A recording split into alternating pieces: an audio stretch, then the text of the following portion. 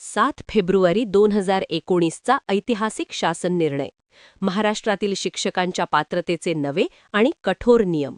February, मे आणि जून 2019च्या अत्यंत महत्त्वाच्या शुद्धी प्रक्रियांसह हे नियम अचानक आलेले नाहीत. याला देशाच्या सर्वोच्च कायद्याचा आधार आहे. 2002ची घटना दुरुस्ती आणि 2009चा RTE कायदा 1 एप्रिल 2010 पासून महाराष्ट्रात लागू झाला. त्यानुसार देशभरातील शिक्षकांची शैक्षणिक पात्रता ठरवण्याचे सर्वोच्च अधिकार राष्ट्रीय शिक्षक शिक्षण परिषद NCTE कडे सोपवण्यात आले. 2019 पूर्वीची सर्वात मोठी आणि गंभीर त्रुटी होती TET उत्तीर्ण पण शिकवणार कोणता विषय. इयत्ता 6वी ते 8वीच्या स्तरावर अनेक शिक्षक TETचा पेपर 2 उत्तीर्ण होत होते, पण त्यांनी कोणता विषय घेऊन परीक्षा दिली आणि शाळेत कोणता विषय शिकवावा याबाबत कोणतीही स्पष्टता नव्हती. याचा भयंकर परिणाम काय झाला? केवळ एक सामायिक परीक्षा पास केली म्हणून इतिहासाचा पदवीधर चक्क गणिताचे आणि विज्ञानाचे अध्यापन करत होता. स्वतःची पदवी नसताना शिक्षक विद्यार्थ्यांना त्या विषयातील बारकावे कसे सांगणार? यावर शासनाची प्रभावी उपाययोजना. महाराष्ट्र राज्य शैक्षणिक संशोधन व प्रशिक्षण परिषद MSERT पुणे यांच्या अध्यक्षतेखाली एक विशेष समिती गठीत झाली. या समितीने विद्यार्थ्यांच्या वयानुसार आणि बौद्धिक विकासानुसार शिक्षणाच्या पात्रतेचे 4 मुख्य वैज्ञानिक टप्पे पाडले.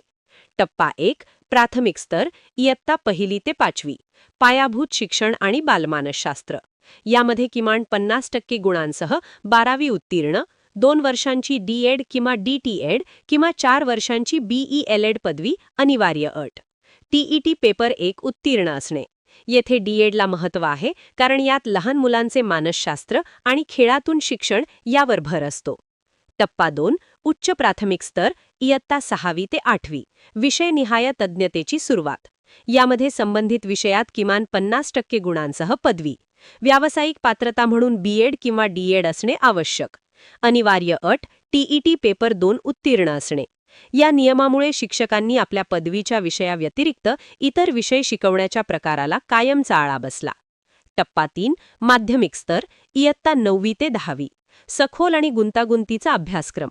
बोर्डाच्या परीक्षांची तयारी सुरू होते, त्यामुळे तज्ज्ञता अधिक महत्त्वाची ठरते. यामध्ये संबंधित विषयात किमान 50% गुणांसह पदवी. B.Ed असणे अनिवार्य. सर्वात महत्त्वाची नोंद, इयत्ता 9वी आणि 10वीच्या शिक्षकांसाठी TET, TET सक्तीची नाही. जर उमेदवार उत्तम गुणांनी पदवीधर आहे आणि त्याच्याकडे B.Ed सारखी उच्च पदवी आहे, तर या स्तरावर त्याची विषयावरील पकड आधीच सिद्ध झालेली असते. येथे मुख्य मूल्यमापन पदवी आणि B.Ed मधील कामगिरीवर आधारित असते. टप्पा 4, उच्च माध्यमिक स्तर, इयत्ता 11वी ते 12वी, करिअरची दिशा ठरवणारा टप्पा. येथे विद्यार्थी इंजिनिअरिंग, मेडिकल किंवा CA सारख्या व्यावसायिक क्षेत्रांकडे वळतात. त्यामुळे शिक्षकांची पात्रता सर्वाधिक असणे अपेक्षित आहे. यामध्ये संबंधित विषयात पदव्युत्तर पदवी, पोस्ट ग्रॅज्युएशन असणे अनिवार्य. व्यावसायिक पात्रता म्हणून B.Ed आवश्यक.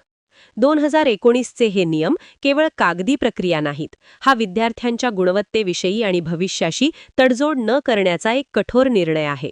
केवळ परीक्षा पास होणे नाही, तर योग्य विषयात पारंगत असणे हीच खऱ्या दर्जेदार शिक्षणाची पायाभरणी आहे.